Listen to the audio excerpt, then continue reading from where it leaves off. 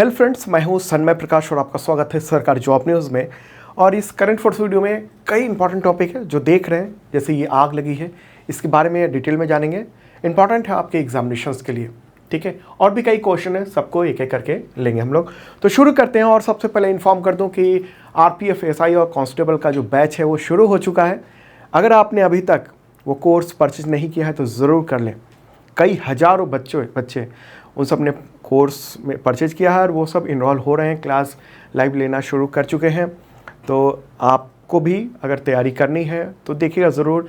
सरकारी job news का app है, वो इस वीडियो के डिस्क्रिप्शन में लिंक दिया हुआ है, या फिर गूगल प्ले से आप वो डाउनलोड करके देख सकते हैं। मात्र 150 रुपये है फ़ी अभी, और 5 तारीख के बाद वो डबल हो जाएगा, फिर और भी डबल होता जाएगा। वैसे 1000 रुपये उसका एक्चुअल प्राइस है, लेकिन आपको 150 रुपये में मात्र मिल रहा है और बहुत सारी तैयारियाँ उसके ज़रिए आपकी हो जाएंगी। तो चलिए अब करंट अफेयर्स पे बात करते हैं। और पहला क्वेश्चन बहुत ही महत्वपूर्ण है। किस राज्य के जंगलों में अप्रैल मई में भीषण आग लग गई, जिस पर काबू करने के लिए इंडियन एयरफोर्स को तैनात करना पड़ा है? वहाँ पर MI जो हेलीकॉप्टर है वो तैनात हुआ है। हजारों पेड़ जल चुके हैं, हजारों वन्यजीव वो राख हो चुके हैं। इसका आंसर होगा उत्तराखंड। मुझे लगता है कि चर्चा में तो ये खबर है, तो इसलिए आपके पास इंफॉर्मेशन तो होगी ही। इस तरीके की आग लगी हुई है, पूरा जंगल का जंगल वहाँ पर बुरी दशा में है, उत्तराखंड के जंगलों में। और इसके लिए इंडियन एयरफोर्स ने MI-17 हेलीकॉप्टर को तैनात किया है। और इस तरीके से MI-17 V5 जो हेलीकॉप्टर है उसमें ये जो लगा हुआ है, इसको कहते हैं बॉम्बी बकेट। और उसके ज़रिए पानी निकाल कर, और ये कहाँ से निकाला जा रहा है? ये पानी निकाला जा रहा है नैनीताल की जो झील है। झील को पर्यटकों के लिए बंद करना पड़ा है, क्योंकि आग जो है ना वो तेज़ी से फैलती जा रही है। तो यहाँ से ये जो बकेट है, स्पेशल बकेट है, बॉम्बे बकेट कहते हैं इसको, ये भी नाम आपको ध्यान में रखना है। इसमें 1000 में एक बार में 3500 लीटर पानी आ जाता है। और फिर इसी के ज़रिए वो जहाँ भी आग लगी है वहाँ इकट्ठा गिराया जाता है, ठीक है। बॉम्बे बकेट ये खास तरह का, ये आग मतलब दुनिया भर में यूज़ किया जाता है। जहाँ भी आग लगती है तो उसको बुझाने के लिए, अगर जंगलों में आग लगी है तो उसको बुझाने के लिए, क्योंकि दूसरा कोई तरीका एक्चुअल में सफल नहीं हो पाया है। इसमें क्या होता है कि एक ही बार में एक ही जगह बहुत सारा पानी गिरता है, इसकी वजह से वो पूरा का पूरा ठंडा हो जाता है और बुझ जाती है आग। तो इस तरह से लेकिन बहुत बार करना पड़ता है हेलीकॉप्टर के ज़रिए, ठीक है। पूरे राज्य में एक बार मैं मैप के ज़रिए भी दिखा दूँ।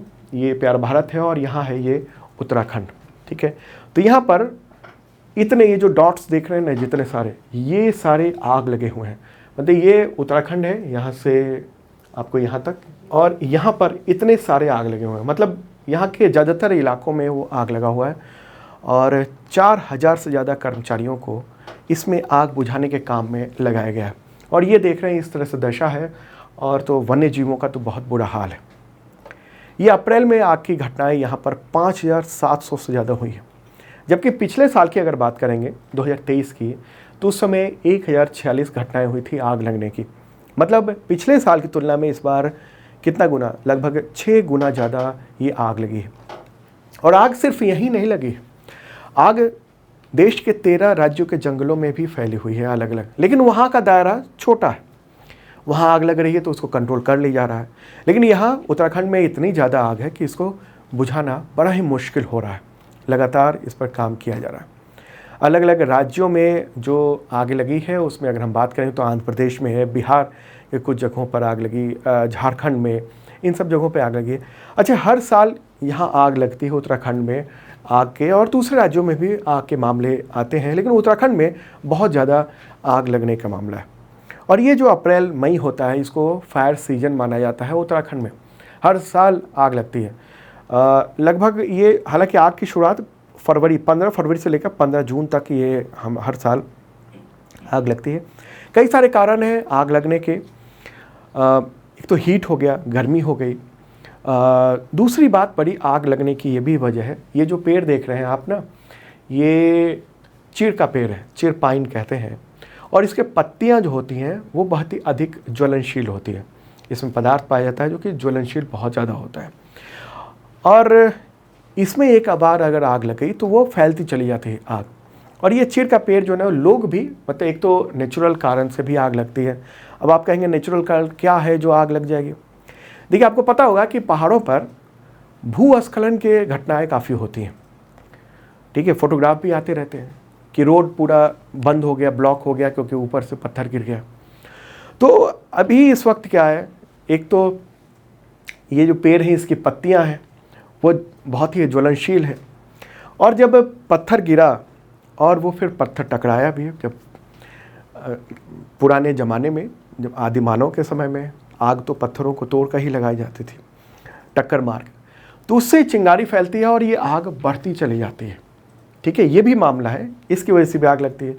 दूसरी बात क्या है, ये चिर का जंगल जो है ना वो बहुत ही परेशानी का कारण है वहाँ की आबादी के लिए, वहाँ के लोगों के लिए।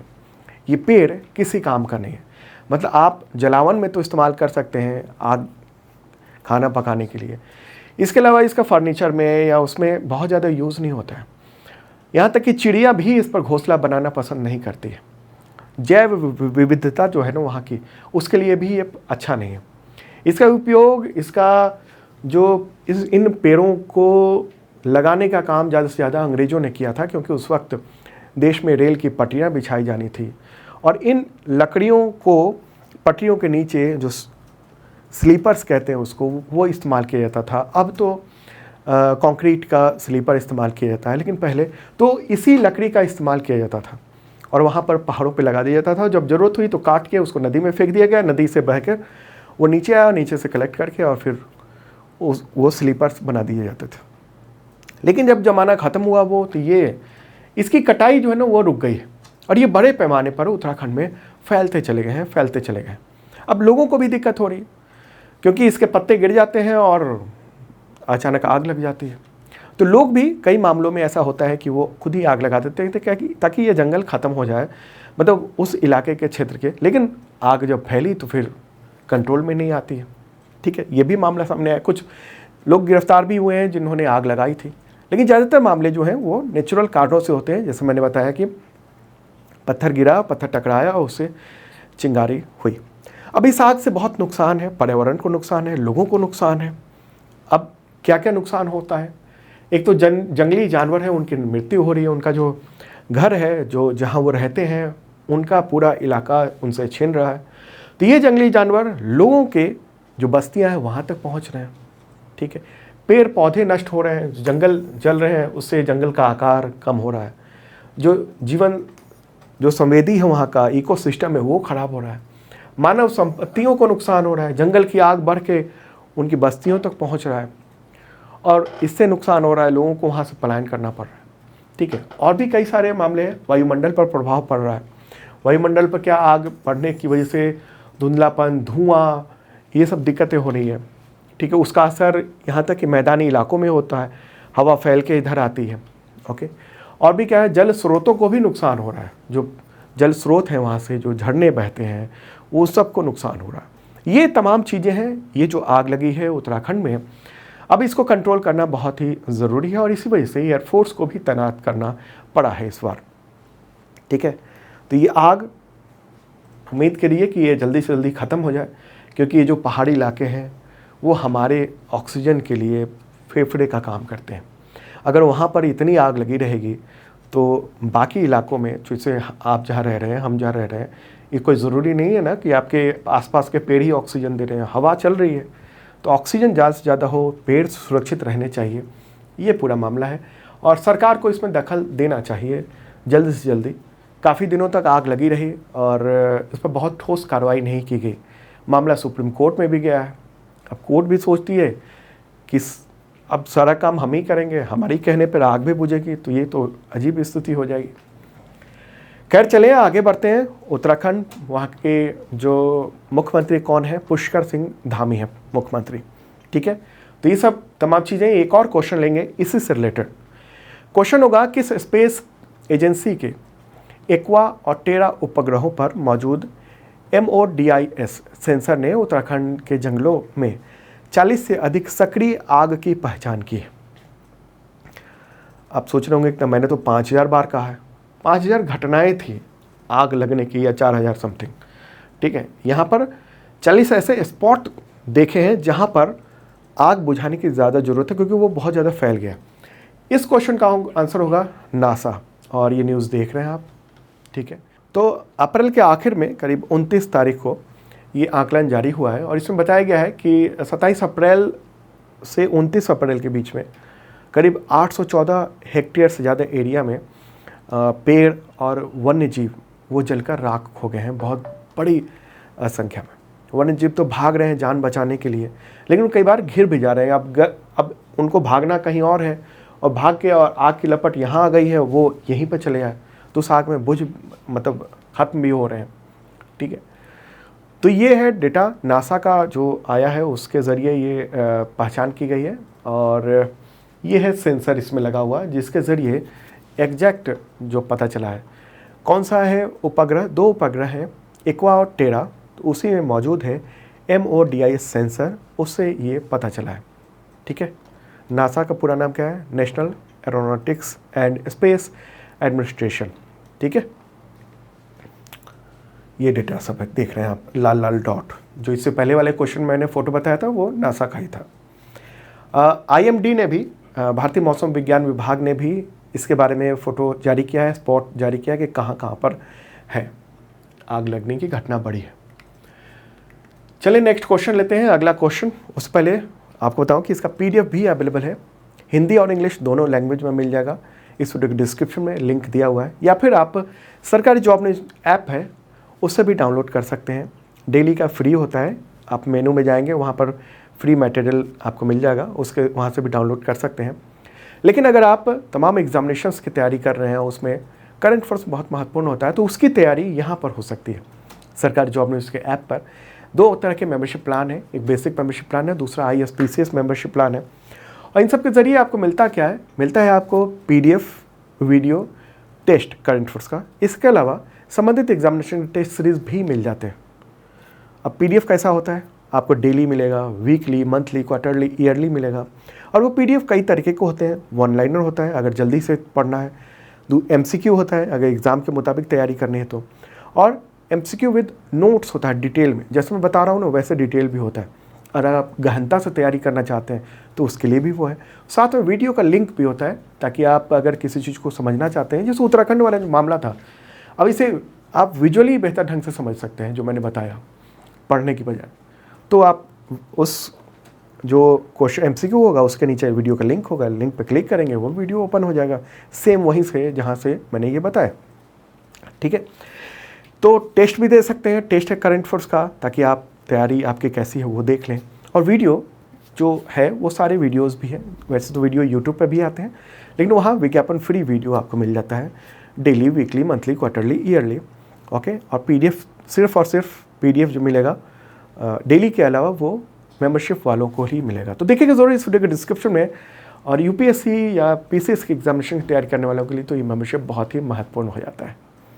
हज़ारों स्टूडेंट ने लिया हुआ है।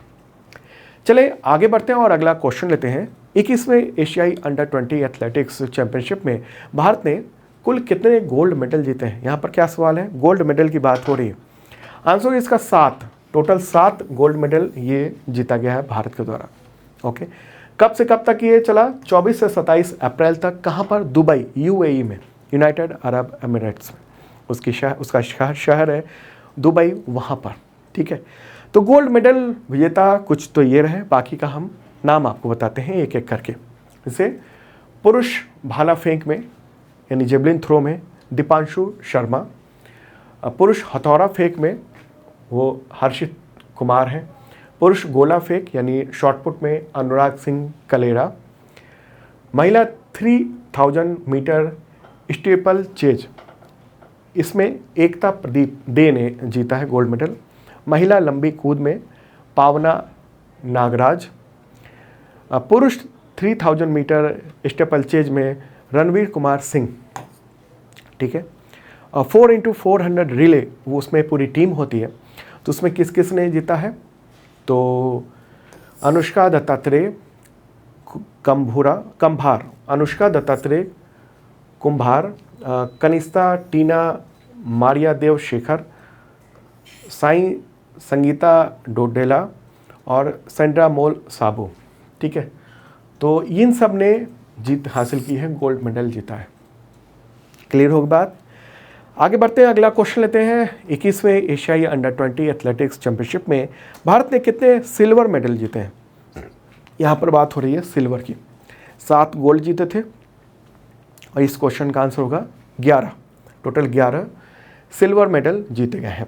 ठीक है, तो ये कहाँ पर आयोजन हुआ था? दुबई में 24 से 27 अप्रैल तक। तो ये ध्यान में रखना है, कौन सा है? अंडर 20 एथलेटिक्स चैंपियनशिप है।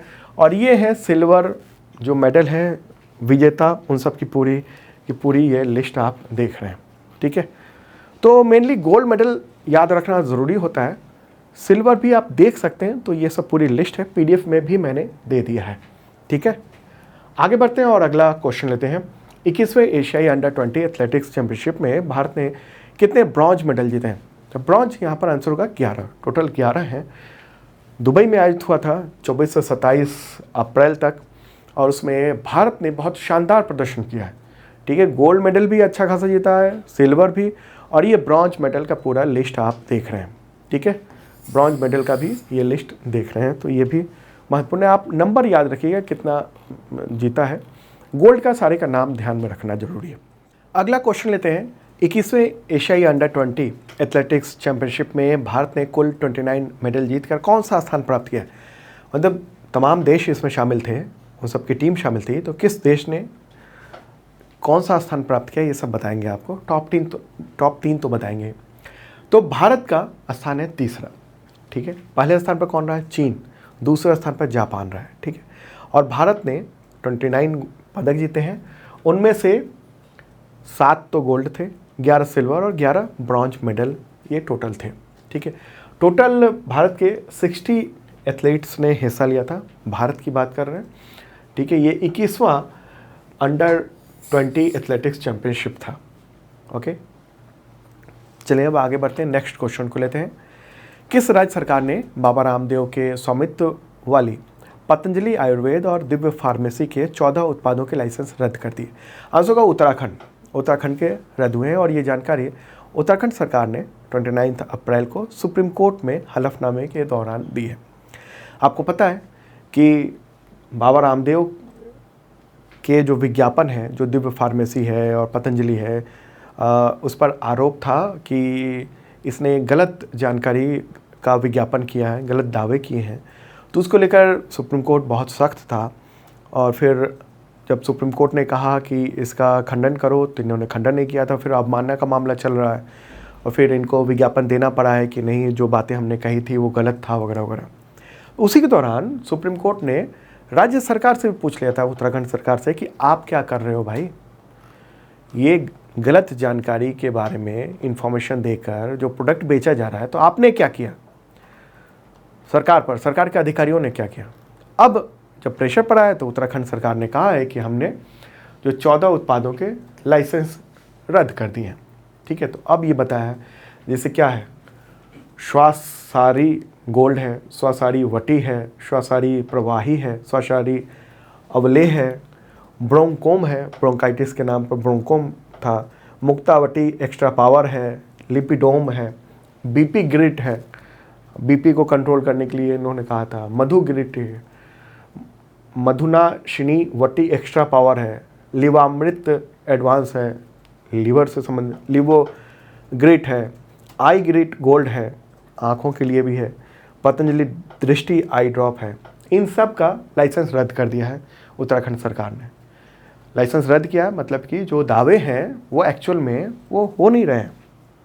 ठीक है, तो इस वजह से ये काम किया गया है। उत्तराखंड सरकार ने सुप्रीम कोर्ट में ये जानकारी भेजी है, दी है। ठीक है, ये क्लियर होगी बात। क्या मामला था? तो इंडियन मेडिकल एसोसिएशन ने 2022 में ही एक याचिका दायर की थी सुप्रीम कोर्ट में कि बाबा रामदेव एलोपैथ के बारे में गलतफहमियाँ पैदा कर रहे हैं और गलत दावे करके अपने प्रोडक्ट बेच रहे हैं। तो उसी को लेकर ये पूरा मामला हुआ था। ठीक है, पूरा मसला समझ गए। उत्तराखंड की भी बात कर लें। मुख्यमंत्री पुष्कर सिंह धामी है, गवर्नर वहाँ के retired lieutenant general Gurmeet Singh, और राजधानी क्या है? 2 राजधानी है, देहरादून है विंटर की और गैरसैंण है समर की। चलिए आगे बढ़ते हैं। और उत्तराखंड के मैप तो मैंने पहले दिखा दिया था जब आग के बारे में मैं बता रहा था आपको। नेक्स्ट क्वेश्चन लेते हैं, अंतर्राष्ट्रीय जैज दिवस कब मनाया जाता है? आंसर का 30 अप्रैल को। और ये दिवस यूनेस्को यानी संयुक्त राष्ट्र शैक्षिक, वैज्ञानिक और सांस्कृतिक संगठन, उसने 2011 में इस दिन को घोषित किया था। जैज संगीत के महत्व को पहचानने के लिए, इन सब चीज़ों के लिए, ठीक है। तो पश्चिमी सभ्यता का एक संगीत है जैज, और वो काफ़ी लोकप्रिय है। और उसमें जैज में कई सारी विधाएं हैं। उसमें जो सैक्सोफोन है जो एक बजता है, पहले एक पुरानी फिल्मों में उसका इस्तेमाल किया जाता था बहुत ज़्यादा। तो मुख्य जो यंत्र है वो ये भी है, ठीक है। अगला क्वेश्चन लेते हैं, अंतर्राष्ट्रीय श्रमिक दिवस यानी मई दिवस कब मनाया जाता है? Labour day.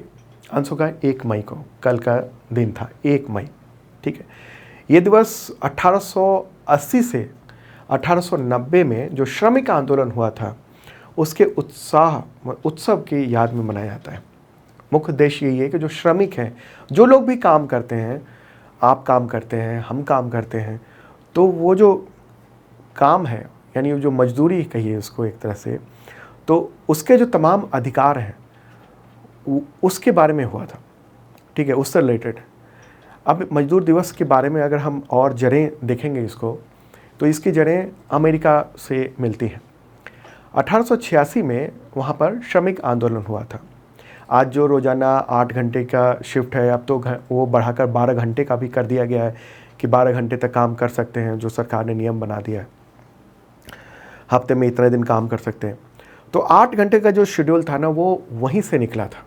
और सप्ताह में 1 दिन की जो छुट्टी का अधिकार है वो उसी श्रमिक आंदोलन की वजह से है। अमेरिका में शुरू हुआ था और बाद में फिर दुनिया के अलग अलग देशों में ये इम्प्लीमेंट हुआ था, ओके। नहीं तो उससे पहले मजदूरों के साथ बहुत ही गलत ढंग से और बहुत ही दोहन की दृष्टि से काम कराया जाता था। आगे बढ़ते हैं, अगला क्वेश्चन। और ये सब चीज़ें महत्वपूर्ण है जो मैंने आपको बताया है एग्जामिनेशंस के लिए। क्वेश्चन होगा, विश्व टूना दिवस कब मनाया जाता है? अब टूना क्या है? टूना एक मछली है, तो उसी के लिए दिवस बनाया हुआ। आंसर का 2 मई को, ठीक है। ये यूनाइटेड नेशंस ने घोषित किया हुआ है, टूना मछली को लेकर जो जागरूकता बढ़ाई जाए उसके लिए। ये काफ़ी इम्पॉर्टेंट है। टूना मछली बड़ी सी होती है मछली, कभी कभी देखा होगा फोटोग्राफ आपने, जो लोग हाथ में ऐसे मछली उठाए हुए हैं और इतनी बड़ी मछली है, वो टूना मछली होती है। उसमें ओमेगा 3, विटामिन B12, प्रोटीन और बहुत ही खनिज होते हैं उसमें। तो दोस्तों ये था इंपॉर्टेंट करंट अफेयर्स। कल फिर मिलते हैं और सुबह जल्दी ही मिलेंगे, सुबह 9 बजे के आसपास करंट अफेयर्स आपके लिए लेकर आएंगे, ओके। तब तक लिए नमस्कार। और फिर से बताऊं कि RPF का जो कोर्स है ना वो अवेलेबल है और बहुत सारे लोग ले रहे हैं, पसंद कर रहे हैं। लाइव क्लासेस भी शुरू हो चुके हैं, तो अगर आपने नहीं लिया है, अगर आपकी दिलचस्पी है तो देखिए ज़रूर, ओके। बाय।